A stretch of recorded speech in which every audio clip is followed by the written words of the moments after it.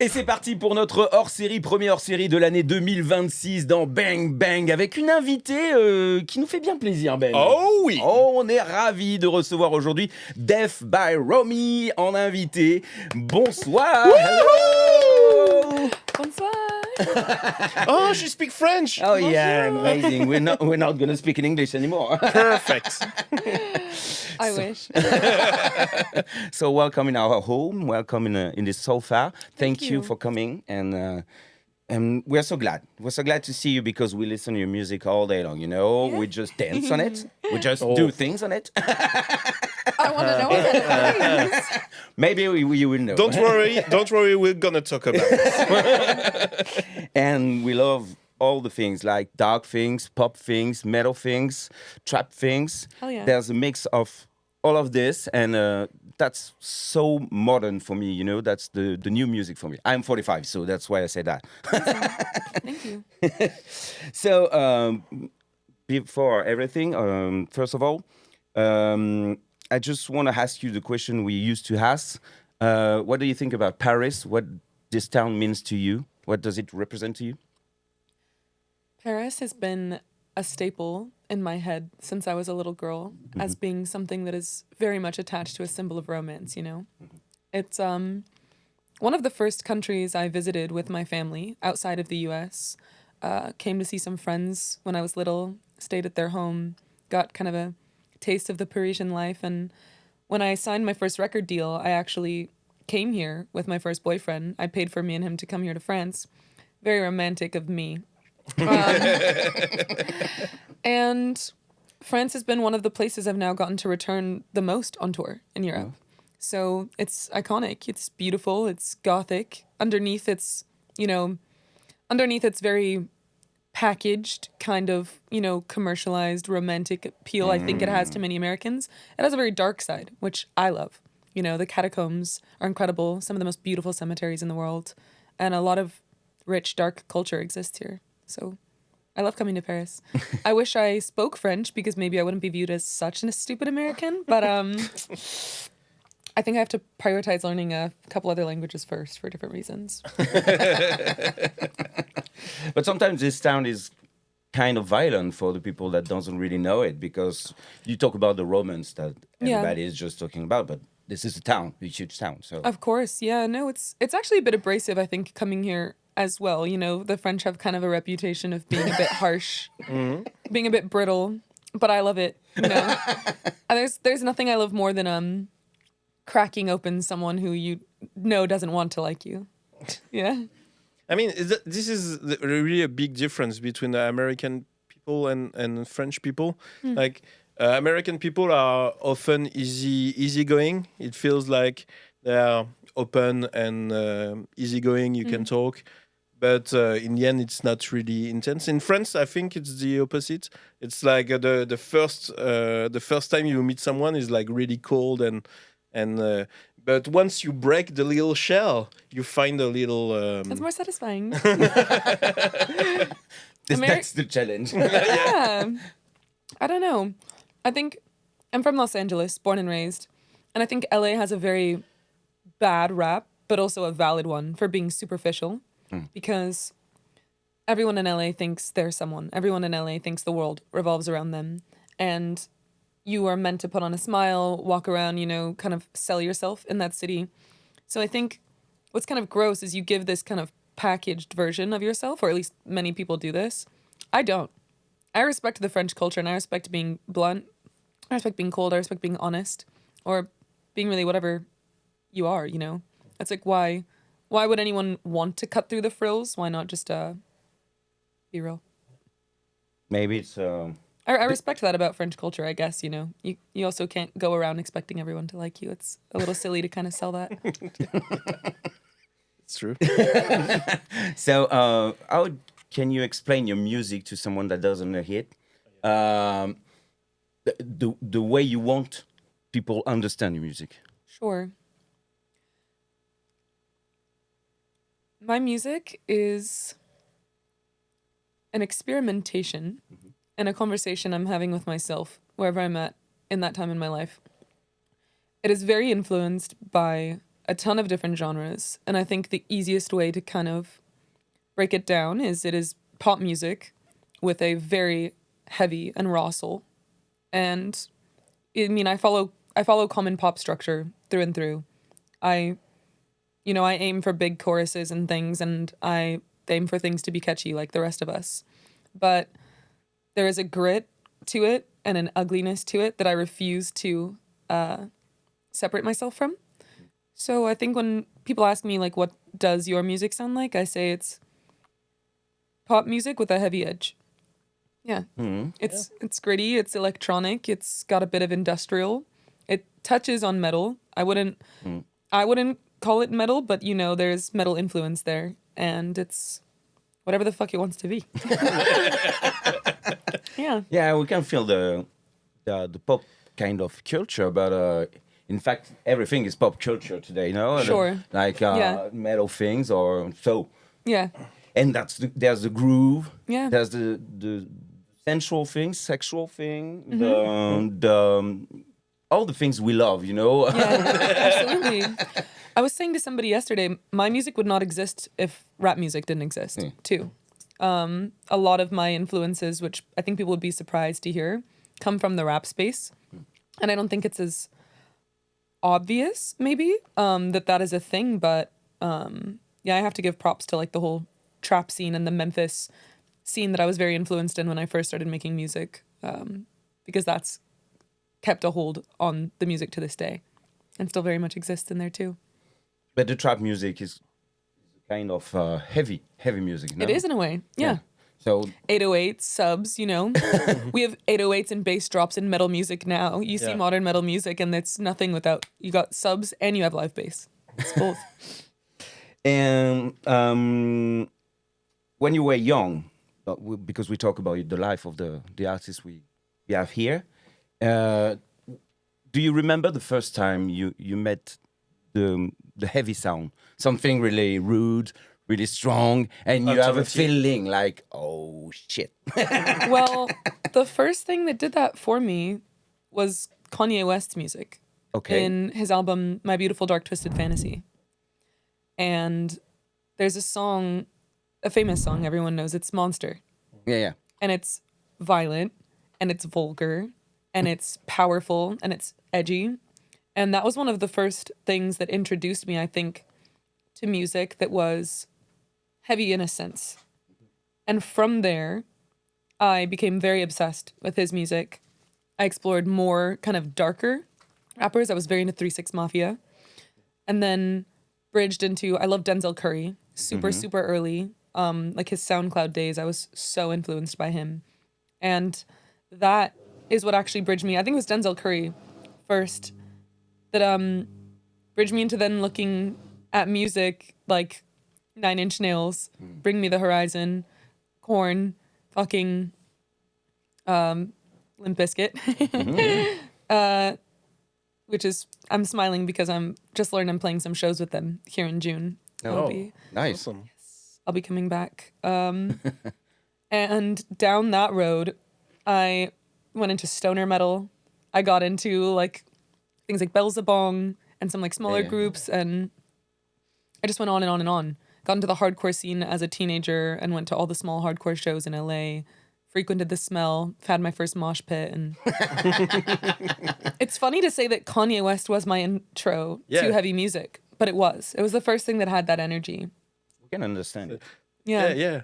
But it's funny because when I was listening to your music, I could feel the more metal or industrial influence and the heavy hip hop things.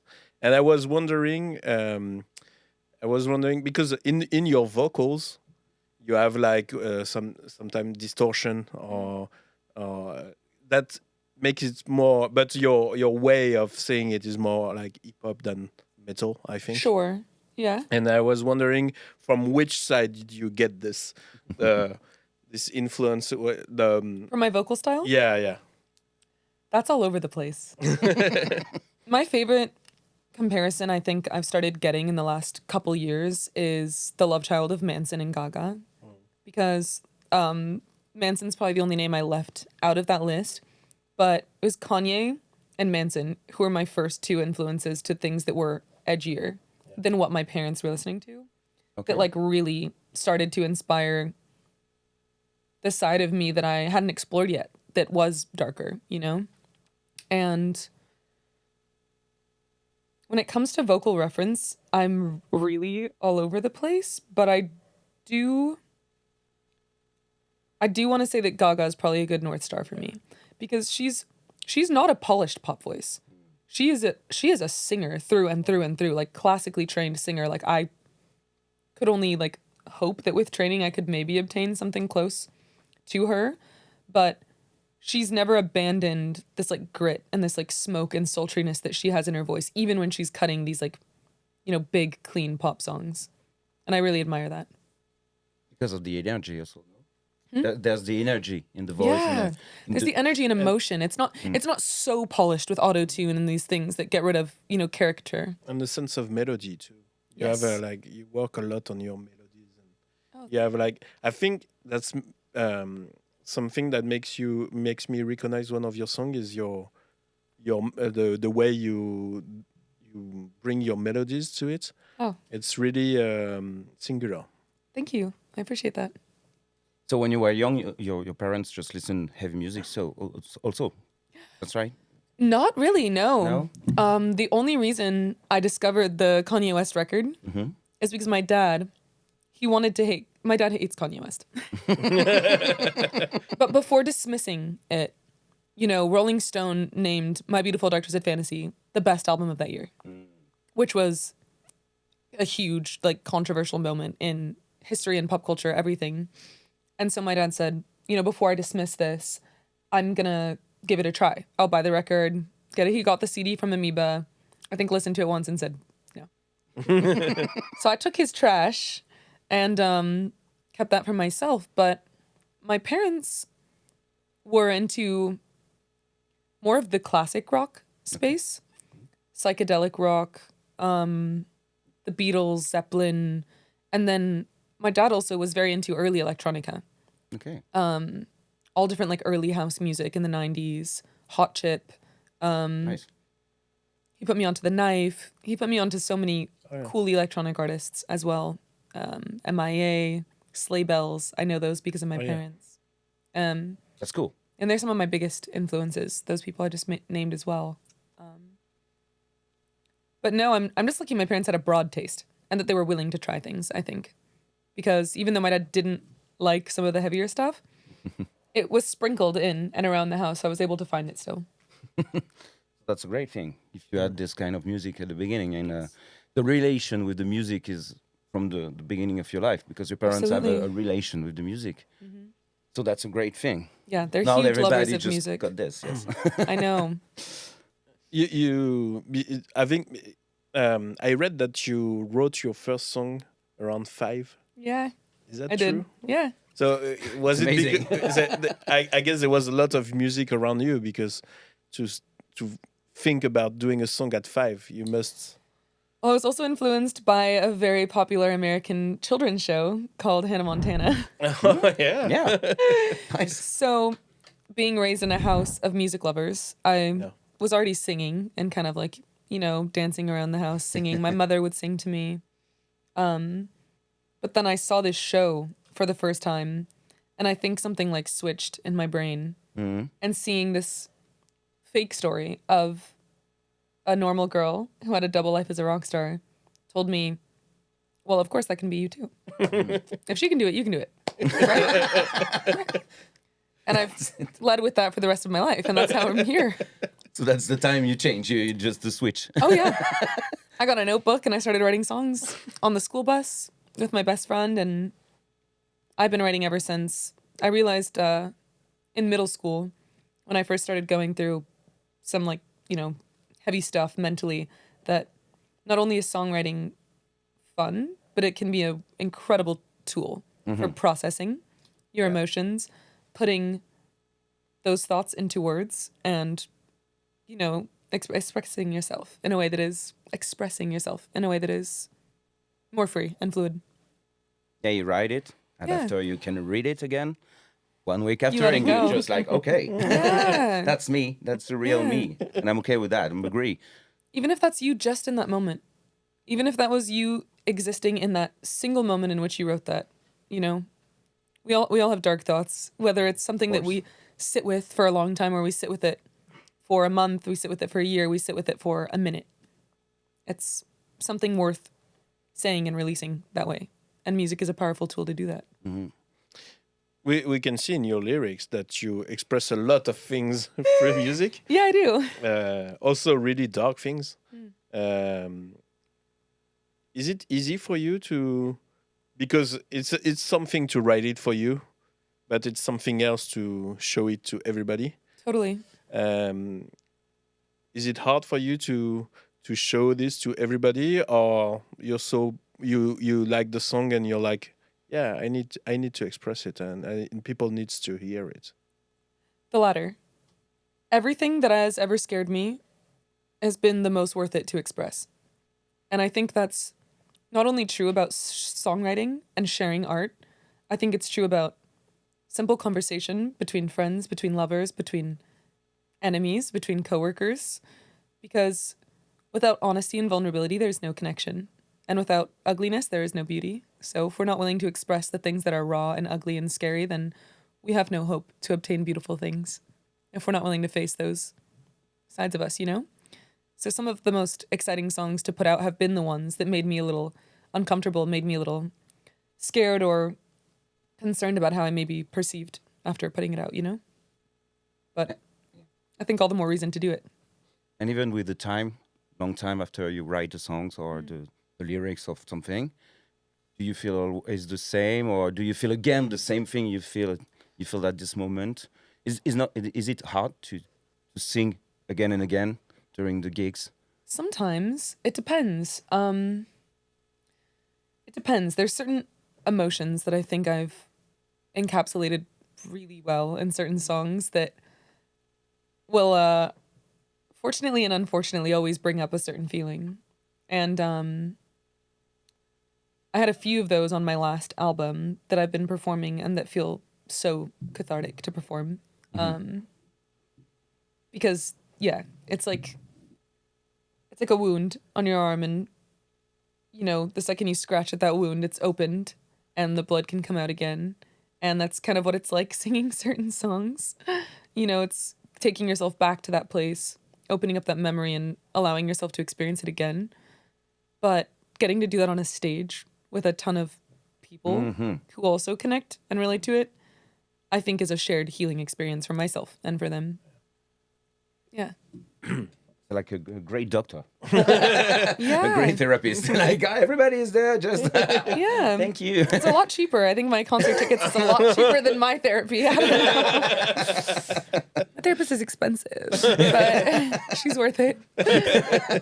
And so, well, when you were young, when you were at school and everything, you were just like feeling alone, or because you thought you were different than the other ones? I definitely felt different than Yeah. other kids. And it's one of those unshakable things that I think many, many people experience in a bubble as a kid. It's something that I think more of us experience than we talk about, even to this day. Even as adults, I find myself saying, you know, I felt othered or I felt outcast, and learning that people I didn't think shared the same experience did as well. And the process of becoming a fully conscious human being is fucking brutal. It's like getting jumped on the side of the road again and again by a gang of people who don't like you. And you are growing, and you have acne, and you have braces, and the world is shit, and your parents are shit, and their relationship's shit, and everything around you is shit. And you got to find the beauty in it. There's no other choice. There's something in life that makes everyone feel othered. Even rich kids, even people who seemingly have things, you know, all together. They've got something that they hate to look at in the mirror, and they've got something that they hate to fall asleep thinking about. And though I did feel super othered as a kid, I'm now like so comforted by my experience because it made me who I am today. And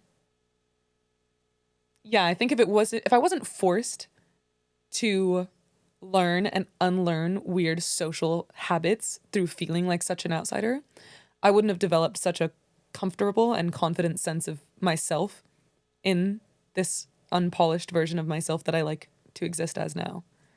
And I think the people who were too comfortable, who didn't feel othered, who were naturally fitting into this box or these expectations for themselves, end up more uncomfortable down the road. So I'm grateful for the experience I had of feeling like a little loser, because I was one and I'm not now. And it's okay. That's what I want to say. That's like what's the word in une vengeance? Revenge. Revenge. Yes. Revenge on life. Success is the best revenge. So maybe that's why you choose this kind of job too, because you want to say to the other ones, look at me. Absolutely. I can do it, and go fuck yourself. Absolutely. Absolutely. And more people need to say that, because little me looked at people like Gaga, same kind of attitude. Looked at Manson, same kind of attitude. Fuck you if you don't get me. That's fine. I'm not going to let it stop me from expressing myself.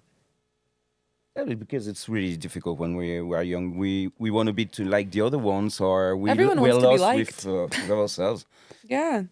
Everyone wants to be liked. I still want to be liked to this day. It's a natural human instinct to want to be liked, to be accepted, to be loved. But the only thing I wish I can teach to younger people who listen to me is that you want to be liked for you. You don't just want to be liked. You want to be liked for the ugly, for the shitty, for the snotty, for the sick, the unpolished version of you. You don't want to be liked for the you that said yes and smiled through a bunch of things, That's our show. Yeah. Yeah. That's what we are doing, because when we were young, it was quite rude. Maybe not the same. I don't know the difference between Paris and LA, but maybe LA is really hard. I don't know. Who knows? I think kids have it hard everywhere. Yeah. Yeah. I can't even imagine how much harder kids have it some places, but. And today, we talk a lot about this. Today, kids got the social media and everything, so Yeah. the violence is everywhere, every time, and You're inundated with it. You're inundated with too much information, violent information, good information, bad information. yeah. It's a powerful and dangerous tool all at once. Soyez fort. Be strong. Be strong. Yeah. You will see after everything's gonna be okay, because you will be yourself, and that's the beautiful thing in the world. So, what's the relationship between you and your parents today with your music when they listen to your music? Now, Do they listen to your music? Yeah, or maybe they don't. Because some lyrics could be. No, I'm just asking that because my parents hate to watch the show, because I always talk about my sexual things, and really? I'm gay, so my father doesn't like it. So it's so funny because His loss. when we were talking about having you on the show, I was saying there's a lot of thing about depression and mental health and stuff like this, and a lot of thing more sexual About sex. and it's basically a mix of us. Amazing. So which one's the depressed one? Which is the Also, we're both. Just imagine. Both are We're both a little bit of mentally both. disturbed perverts. But one is more depressed and one is more. Yeah, when you search by yourself, you try things, and sometimes you do wrong things because you want to try and you want to know what you are. And sometimes you keep doing it because you like it. The fuck up. And sometimes it's a little disturbing and you liked it, and then you learned a little more about yourself because of it. So when I put out I Kill Everything, I was fucking terrified of my family hearing of course. it. My dad especially. My mother has been fully desensitized to me as a being for a long time now. I think she has. My mother has always been so beyond accepting and encouraging of me discovering myself, exploring who I am, my sexuality, my self-expression, my everything. And she's been there to support me and protect me equally. And she's not surprised by anything I do at this point, and she loves me for who I am. So she also gets very much that though all of the themes I explore are real, there's also a tinge of the dramatic, you know. There is a tinge of questioning in the creation, you know. That's why you put it out there. But I was really scared when I put that one out about what my dad was gonna think, about whether his friends would send it to him. The video was very crazy, you know. And I've done a million crazier things since. So I don't think my dad loves to see me in like the little outfits I wear sometimes. But he's not ashamed of me, and he's very proud of me and what I'm doing. And he loves that I'm outspoken and that I'm confident. And I'm grateful that my father can at least differentiate my confidence and my self-exploration as my journey. Whether it's something, you know, he loves or thinks is like, yeah, go you, girl, it's fine. Your dad doesn't need to like everything you wear. Yeah. I'm lucky that I have two parents who support me doing what I do. You know, my dad did not like me getting tattoos. He hates that I don't have eyebrows. But he loves me. And I'm lucky for that. Oh, and I think he knows that nothing is true in all of this. That it's all fake tattoos, just makeup. Nothing is real in the songs. It's just for the show. It's all an act. I go home and I just scrub it off. Fresh, no. It must take so much time to do it exactly the same every day. I have a guy for that. So that's cool. That's a nice thing, you know. And I'm always asking that too. Why is that the father the problem? You know, always we It's always ask, the dad. Yeah, it's always the dad. dad. Shit. Fuck, why? We always like, oh, mom is okay. She's gonna say, I'm not okay, but I just want you to be happy. That's all. But the father, we were just like, oh shit, I'm gonna. He's more protective. You want to protect? I don't know. Sometimes they say bullshit. Stop bringing your dad everywhere. Yeah, that's my therapy here, okay? Sure. Like I said, my concert tickets are cheaper than therapy, so I got you. I got you, whatever you need. We can't leave our fathers anywhere, unfortunately. They're half of who we are. And until we, go through these processes of doing things that scare us and things that we explore on our own to discover ourselves, I think it's, there's a lot of unlearning that has to be done for everyone. Yeah. Which is something I sat with a lot last year, actually. Yeah. And now you're still young, but you quit the school at 15, that's it? Yeah. So it's really young. I quit school really young. But the school is bullshit too, so... It's bullshit. Organized education is bullshit. Oh. You can learn more in books and you can learn more online today. And nothing is worth going into student debt for years. But unfortunately, these systems are in place to create a certain hierarchy of how we live and the jobs we're allowed to have or that we qualify for.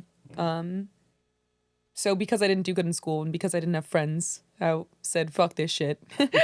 I'm out of here. I dropped out, got my GED. So I did graduate. And I never needed to show that diploma for anything I ever did. Oh, really? No. Oh, that's crazy. No, I worked a bunch of normal jobs. They asked what the highest level of education I was, and I could have said I graduated UCLA because they never checked. But you did not. No. No, I'm not good with geography, and I'm still learning how to read, but I'm really good at writing, so... Yeah. Okay.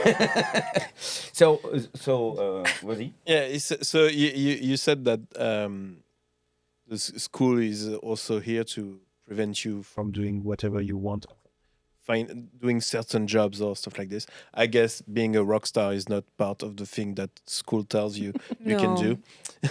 No. But you choose to be a rock star. And how how come did you get to this?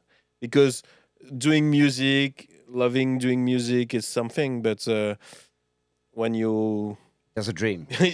yeah, I think so. it was a dream you got from a long time, apparently. It was the one thing that waved its hand through everything else, again and again.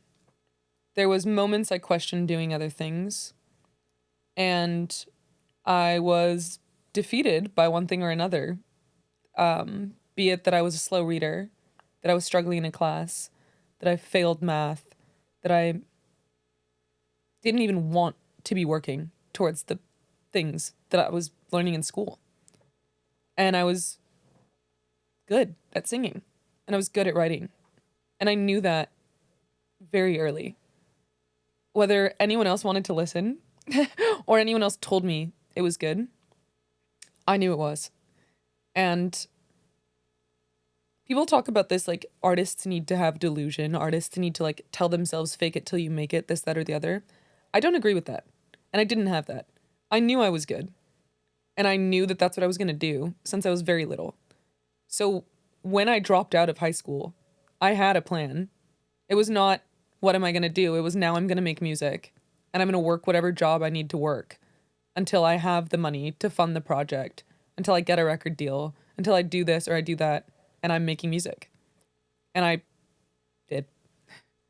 I worked a bunch of normal jobs, million restaurants, shitty conditions, until I signed my first distribution deal at 17. Quit my job, never worked a normal job again. I'm so blessed. I signed my first record deal at 19. And I now work on a project by project basis with an incredible distributor who gives me full creative freedom and just enough money to barely make this happen. Yeah, it's great. But it's worth it. And I know it's going to pay off. The music, it's kind of hard. It's hard to be able to do music. Yeah. It costs a lot of fucking money. It doesn't matter that you're pretty. It doesn't matter that you're talented. It doesn't matter that you're the best singer in the whole fucking country. There are a million things that go into it. And you have to be relentlessly willing to hear no a million times. To hear that you are too ugly for the campaign. To hear that you are not the right sound. Not the right vocalist. Not big enough. Not pretty enough. Not this enough. Not that enough. There's a million superficial factors that go into it. And there are a million things that have little to do with talent, everything to do with who you know, whose ass you kissed, who's... Maybe I shouldn't say that one, but... Oh, I was We waiting. understand. I was waiting for a stronger one. Yeah, who you fucked. It's like there's a lot of games involved with it. And to do it the way I've done it is probably harder than all. Because I didn't fuck anyone. I didn't kiss anyone's ass. I've been unapologetic and shitty. I've fired A&Rs. I've fired managers left and right. I've yelled at people. I've been a diva. I've been kicked off of... No, I've not been a diva. But I have morals. And I have things I stand for. And I have things I'm not willing to shut the fuck up about. And that's gotten me kicked off of shows. It's gotten me disallowed to participate in certain things. And it's got a bunch of brands that don't want to work with me. But at the end of the day, I didn't do this because I thought it was going to be easy. I did it because I had no other choice. And also, it needs to stay really personal to yourself. It has to be real. I was like, why do it? Why do it if it's not real? I have all the respect in the world for the pop projects that are more created and curated and kind of polished. And I think that's cool and it's sweet and it's a nice thing to sell, but it's not real. And I know that little me, even though I thought those kind of pop stars were like pretty and shiny and cool, didn't give a fuck. So I'm doing what little me would have wanted.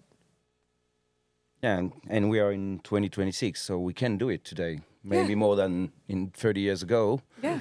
Because we got internet, Yeah. TikTok and everything like this. Yep. So that's the bad thing, but the good thing at the same time. So when you were with... Crack. when you were with your first signing with Capital, that was Capital. Yep. That's it. It was cool, or it was a strange experience, or did you understand what music industry is, and you say, "Oh fuck, this is true. They are all Fuckers. I didn't know what the music industry was at all. I was oblivious. I had a piece of shit manager who didn't know what the fuck he was doing, thought he did, was kissing other people's asses who didn't know what they were doing. Okay. And it was a shit situation. Oh. But I learned so much vital information that I am hoping to share and bestow upon other younger artists I meet now that, you know, I'm getting older. We all are every day. But Oh, really? yeah, I think some days I wake up and I look younger. Some days I wake up and I look older. It depends how much water I drink and how much I slept. But no, I have a little friend who has a bunch of labels calling him right now. I'm so happy for him. But I'm also like, don't sign shit until you show me your contract. Because I signed terrible contracts, gave way too much money away to a bunch of men who did absolutely nothing but help walk me into these places. And I learned a lot of lessons in that experience. Yeah. So I didn't know the music industry when I signed with Capitol. And I know it pretty well now. Yeah. You know what you don't want. Absolutely. Know what I don't want. Know what I won't tolerate. Know what I can and can't ask for. And the truth is you can ask for anything in life. The worst you can hear is no. And the worst they can say is, oh, she's crazy for asking that. But It's always the same thing. The school wasn't for you because it's always the same thing. They push people in cases and boxes. yeah. And this experience of life is again the same thing. Yeah. It's really rude, you know, and you're still there and you say, Yeah. My first manager and Capitol together had this idea that I was going to be like a pretty pop girl with like 2 tattoos who wore Doll's Kill and was like kind of edgy looking, but made music that sounded like, I don't know, Sabrina Carpenter or something. No hate there. I just don't have another example to give. Yeah. But, and that was just not genuine to me at all. They saw this like edgy girl who was talented and that was young, and they thought they were going to have the opportunity to mold me into something they wanted, but that they didn't even care to ask what I wanted. And through that, I was able to very quickly, very loudly fight for, establish, and understand my voice and who it is that I wanted to be. So if it wasn't for people trying to push me into this box, I might not have explored and discovered myself so early, you know? I always kind of had a sense of who I was since I was little, but like we talked about earlier, I also, like every other human, wanted to be liked. So there were certain things I said yes to that I wouldn't now, certain things I was willing to try that I wouldn't be now. But through that, I think I got a kind of a speed run to finding out who Romy is. Do you think this experience shaped you in going further in the alternative side of things? Definitely. Definitely. They didn't want me to have more tattoos, so I got more tattoos. Yeah, I was finding some success as a model, and like I said, they thought they wanted a girl with a few tattoos, which I had at the time. I've been getting tattooed since I was like 14 years old. okay. So I had, you know, maybe 5-6 tattoos. Easy to hide, but like a little edgy, right? And I was told to stop there. And I was told how I should and shouldn't dress. And the biggest mistake anyone who's ever attempted to control me has made is to not play the opposite game. Because I don't wish to be anything anyone wants of me, except for a good person. And I rebelled through my expression and through the lack of wanting to conform and the lack of wanting to please these people who didn't even care to ask what I wanted at the end of the day. So, yeah, I did get to discover myself through that. And I did push me further into the alternative space where I found myself very comfortable and very happy. It feeds you. Thank you. So today you're independent now, or you're I'm with a distribution, but I'm primarily independent. Yeah. So you can do whatever you want. I do whatever I want. They let me put out whatever I want. They let me say whatever I want. They let me. I curate, direct all of freedom. Yeah. It's beautiful. Yeah. So that's the first time you feel free for for sure. Is that Yes. easy to understand and to use? To, you know what I mean? Absolutely. In a way, it's kind of like putting a leash on a tornado The tornado is my brain. Yeah. Because with freedom, you know, there's endless possibility. So there's more work that I do with myself and with my manager, who I work really closely with on kind of, what's the word I'm looking for? Curating my world. You know, we talk about all the creative things, the outfits, the looks, the videos. And though most of the ideas come from me, she's kind of the one person I play off of the most. And, you know, there's a bit of control that I like to try and apply. There's a bit of cohesion that I try to use to wrangle like all these thoughts and ideas in order to try and present myself in the most expensive package that I can, because I care to be able to compete with bigger artists who have more means, who have more money, have more opportunities, everything, you know. So it's very fun. Yeah. It's very fun, but it can be a challenge, sure. Challenging. Yeah, it's Sure. a hard challenge too, but It's one I chose, though. but you feel happy to do whatever you want, and it's like a good game. Absolutely. So Yes. you win. It's a good So mental the, game. the next level is really nice. We just listened to the new song. Yeah? Is out just like this Friday. It's BDSM. Yes. So we love BDSM, of course. Yeah. Amazing. So it's really design. BDSM thing is really something nice, beautiful thing. You know. What do you want to say about this song? With this song? There's a Berlin vibe to it. Is there? I think so. Don't you think? Yeah. There's quite a lot of Santosh also. What does that mean? Synth. Synth, yes. Synth.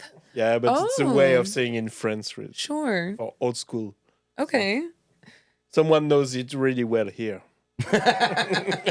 What would you call this genre that you think the synth borrows from? I'm Oh curious. no, I don't know. I think Because I for me- tried to say Europop, and then one of my friends was like, "That's not what this is," and I was like, "Fuck me, I don't know." What I'm saying. for me, there's something European in it. Like There is. that's why I say Berlin, because I'm gonna tell her I told you so. For me, there's a little vibe of back room in Berlin.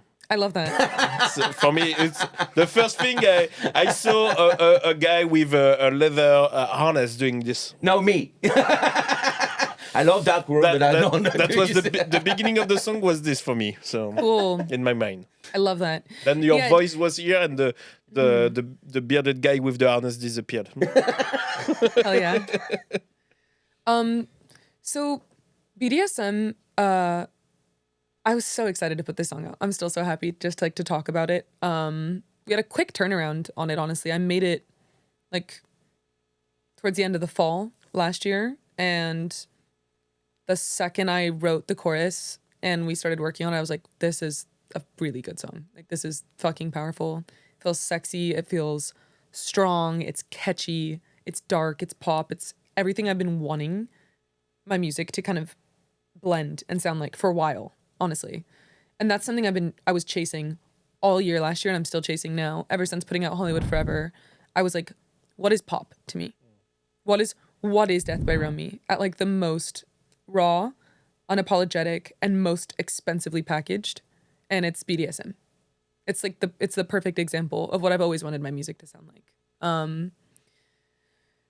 You know, it touches on me and who I am at my core, which unfortunately is this romantic through and through and through and through and through. I have a yearning disability, you know? It's the core of who I am. It's the core of what inspires my music is passion and romance and love, because at the end of the day, what is our purpose if not to love? And the only thing that combats hate is love. So it's a sexy proclamation of a very passionate love affair that I was in for a few years, actually. And it was definitely inspired by a relationship that I was in, that as I kind of look back at and peel away the layers, I think was more of an example of lust than it was love. And I think at the core of it, putting this song out right around Valentine's Day and releasing that has been like kind of a mental trip for me, because I feel like I've only just come to that realization while all the fans and people like you are asking me, what is this song? And I think it was like, oh, I was in a relationship. I thought I was in love, and it was just lust. And we've all been there. And lust is a powerful thing. If you can control it and you can use it to, you know, explore, to further yourself, then great. But it's not to be confused with love. And that's why I thought BDSM was a perfect title for this song, because as we know in BDSM, you know, there are plays of power, control, submission, these more curated ways to experience intimacy and love. And I thought it almost works as a double entendre, because yes, I talk about those more like physical and like sexual desires in the song, but at the core of it, it is just talking about a toxic relationship that is obsession more than it is stability, that is lust more than it is love. Yeah. Love. That's you know, I just write questions about love after. So Yeah? you said yeah, because Let's do it. It's always like this. When I listened to your music this morning, I was just like by myself, and I was just like listening to your music, just dancing. Like Cute. I love Lady Gaga too. Oh, yay. And I was just like dancing, and I was just like, oh, what is he doing when she's listening to this? And I was just like, oh, this is a lot of love in it. Love yourself, trying to understand yourself. Yeah. Love ourselves is loving the other ones too, trying. And I was just like, but what is love? You know, love is... What is love? Baby, don't hurt me. Please, not again. No, but you know, I was talking about love with other artists, and they say love is violence, but love is rude. But if there's no rude things, there isn't love, because you feel things. Yeah. No? Yeah. So what is love for you? Yeah. It's interesting you say that. I almost want to comment on something you just said before I answer the question. You said people say love is violence and love is pain. Is that what you said? Yeah.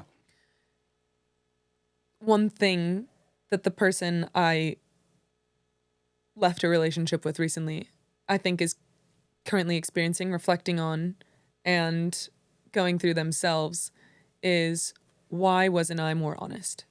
Why wasn't I more outspoken about my issues, my feelings here? Because like you said, if you don't love yourself, you can't love anyone else. It's a common rule as old as time. To me, love is honesty, first and foremost. It's vulnerability, and it is acceptance and willingness to understand. I think love at the end of the day is not the frills. It's not the roses, the elaborate trips, the dressing up sexy and like surprising your lover, you know? These things add fuel to the fire, but you strip all this away and you have two people who ultimately want to grow old together and are going to get ugly together and are going to, you know, get fat, get shitty, get messy, cry, be sniveling, snotty, sick. And love is nothing if you can't bear yourself wholly and honestly, knowing that you have the chance to be, that you have the possibility of being misunderstood, but that you also have the opportunity to be understood. That's what love is. I don't know what to say. She prepared I got everything. my, She prepared. you know, I was just like feeling things like, oh shit. I got you. No, it's true. And I think I'm now learning that because I'm such a lover, and now I'm going to reference the songs, because I'm a lover and a fighter at the end of the night in BDSM.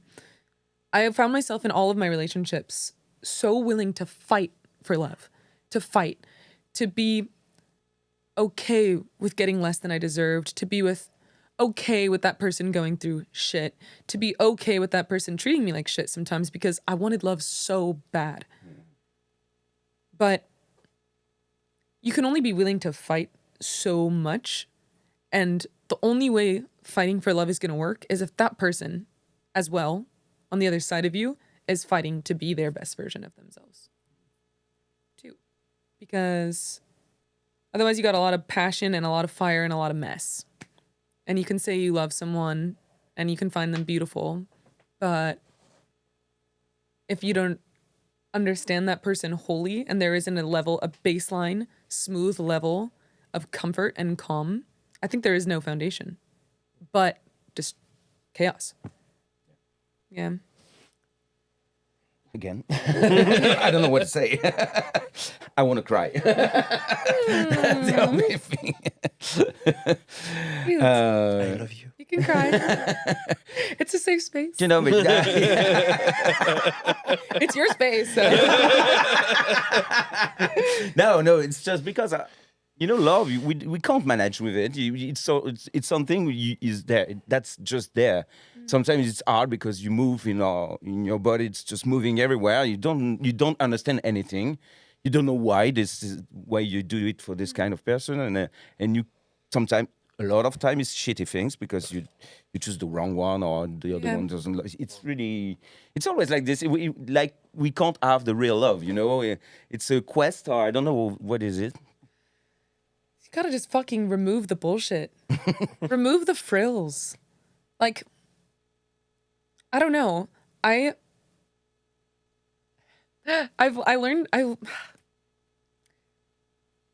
so grateful to have experienced loss through love, because each time I have been given a clearer sense of who I am, of what I need, what I deserve. And I've been reminded that no matter how much someone disrespects you, hurts you, lies to you, cheats on you, it is your choice to love again. And it's just a choice. And it doesn't have to be boo-hoo, poor me, anything. It can be. You're allowed to cry. You're allowed to sit in your feelings. But I'm grateful that I spring back and I choose to love again and again. And I hope to continue loving everyone I meet. Platonic love, friendship love, love of a stranger, love of an enemy. It's all you can do. And the audience. I love the girls who hate me. I love my fans. Yeah. Yeah. I love my friends. I love my mother. I love my exes. Yeah. What can you do? You talk about your fans. Yeah. That's a really nice thing when you're on stage. You have this feeling, the power of all these humans over there. And I just give them everything I can up there. Sometimes it's a little dangerous for me, but we're learning. We're learning. We're learning how to be gentle with myself. Oh. Do you have a specific anecdote of something that happened that was really too... I scream a little too much sometimes.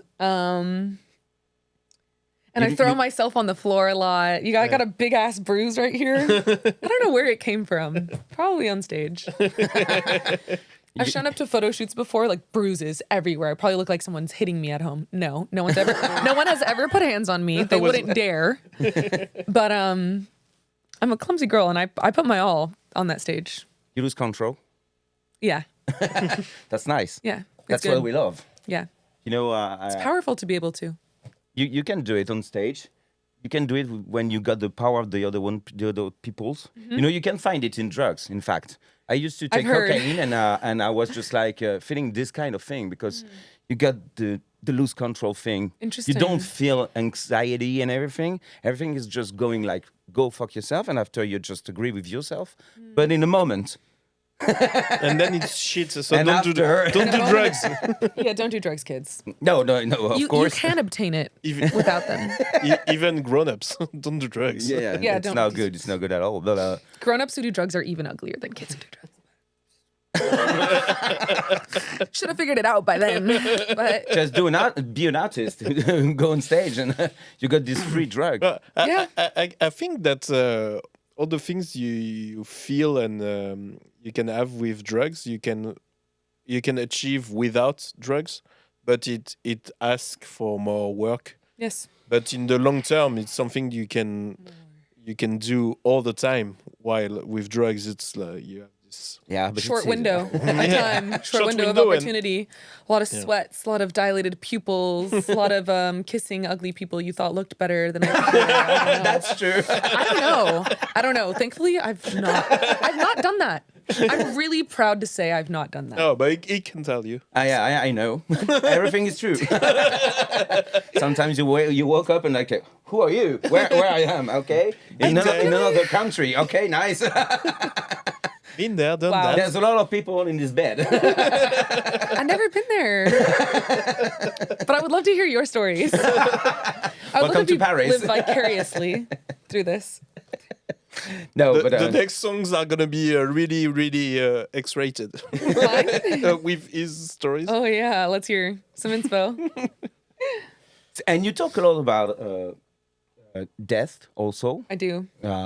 It's It's even I in your will say stage name. love and death is quite the same, but Yeah.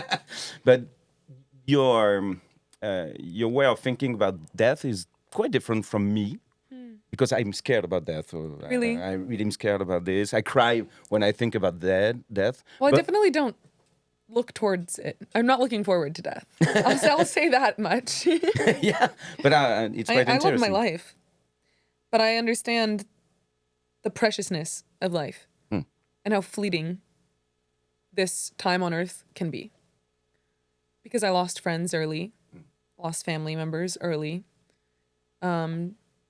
to health, to natural causes, to drugs, to suicide, all of the above.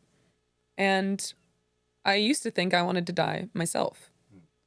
I thought that with my whole heart, my whole soul, so passionately, many times before, that I was certain I wanted to die.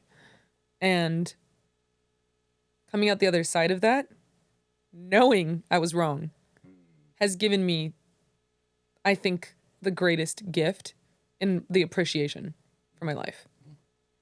And all the prettiest girls in the world know that there is no beauty without disgust and dirt and the ugliness.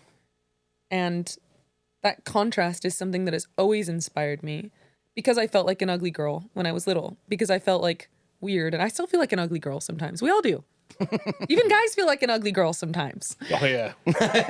But learning that there is so much beauty in the vulnerability and the ways you learn to fight that, to face the world, and to build yourself up in those low moments, did I develop this, I would say, at peace relationship with life and death.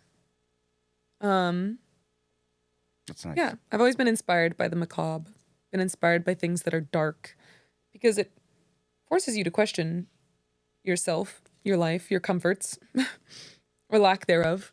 And I just like to embrace both, because it's so taboo to say things like ugly girl, or to say, like, you know, to say death. And why is it so taboo? It's the only thing we're promised. So Yeah, that's true. when I came out of, you know, I used to want to kill myself. I tried at one point and it didn't work. I was so fucking grateful. I said, I want my name to mean death by something beautiful, because I want to proclaim that I am a beautiful person, that this life is beautiful, that I am intertwined with both. And I have been ever since I picked that name when I was like 16 or so. And it's never not resonated for me. I've been told to change the name for commercial reasons or this, that, or the other. I'm not going to change the name. I think at the root of it, it's a pretty simple and sweet meaning. And so when people say, oh, you sound so scary, or this, that, or the other, I'm like, it's really not. It's really not. But I think it's important to have a wall or a barrier between you and those who don't want to understand you. And so if my name or the way I look is that, then I'm simply keeping out people who don't deserve to come any closer. Perfect. Yeah. I think it's the perfect word for the end. No? Yeah. Yeah. Because like this, we can understand everything. And thank you so much for all of this. Thank you for your music, your heart, My pleasure. yourself. Thank also, you. Because you're a really nice person, and I love to talk with you. It was amazing. Thank you. How much I will give you for money for the therapist? How much do we owe you? I'll bill your friend with the bill. Actually, I'll bill your dad. He's quite the one in to blame for your mental state. So You know, I think after I broke up with the person I was talked about earlier, Yeah. I tried to tell him he owed me for the therapy. I still think he does, but I don't think I'll be getting the money. yeah. It's okay. It's okay. We know some lawyers if you want to. We'll talk about this. I think they're making themselves suffer enough. I don't wish to cause suffering on anyone else any further. So thank you again. Thank you for everything.